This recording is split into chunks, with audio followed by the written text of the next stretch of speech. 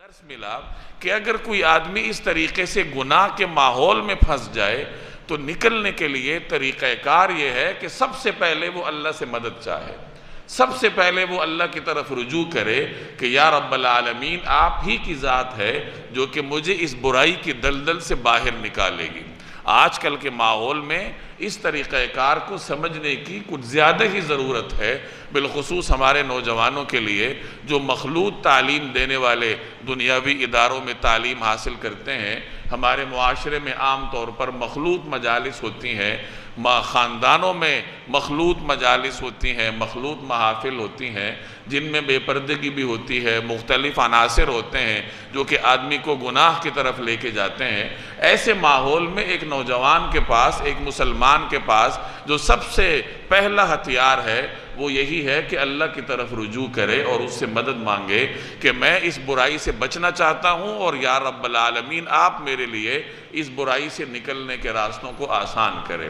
اللہ سے مدد مانگنے کے بعد پھر یوسف علیہ السلام نے اسباب اختیار کیے۔ اس وقت جو سبب وہ اختیار کر سکتے تھے اور سبب انہوں نے یہی اختیار کیا کہ وہ دروازے کی طرف تشریف لے گئے۔ بظاہر دروازہ بند تھا، اسباب ان کے سامنے نہیں تھے، لیکن جتنا سبب میسر تھا کہ دروازے کی طرف جا سکتے تھے تو انہوں نے وہ سبب اختیار کیا۔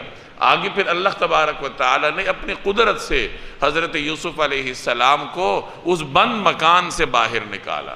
اب اس میں بھی ہمارے لیے سبق ہے کہ انسان سے جتنا ہو سکے گناہ سے بچنے کے لیے، نیکی کی طرف جانے کے لیے اسباب اختیار کرے۔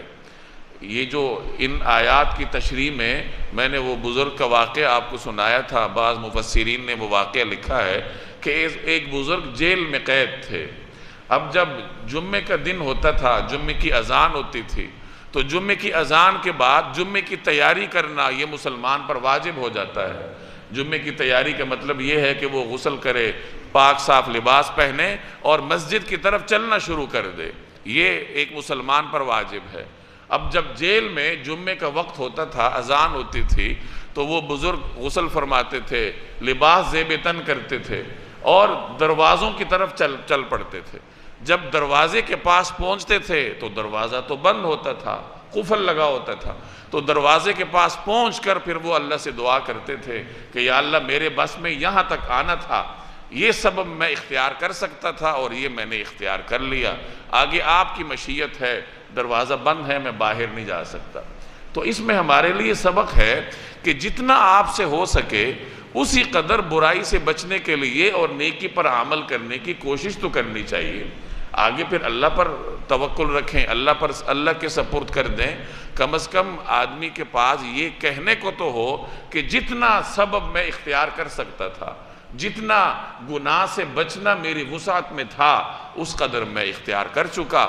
آگے اللہ جل جلالہ پھر انسان کے لیے راستے ہموار کرتے ہیں۔ تو ایک سبق ہمیں یہ ملتا ہے کہ گناہ سے بچنے کا طریقہ کار کیا ہے، کہ پہلے اللہ کی طرف رجوع کرو اور پھر اسباب اختیار کرو، یہ دونوں ضروری ہیں۔ ان میں سے ایک بھی رہ جائے گا تو آپ کا طریقہ کار ناقص رہ جائے گا۔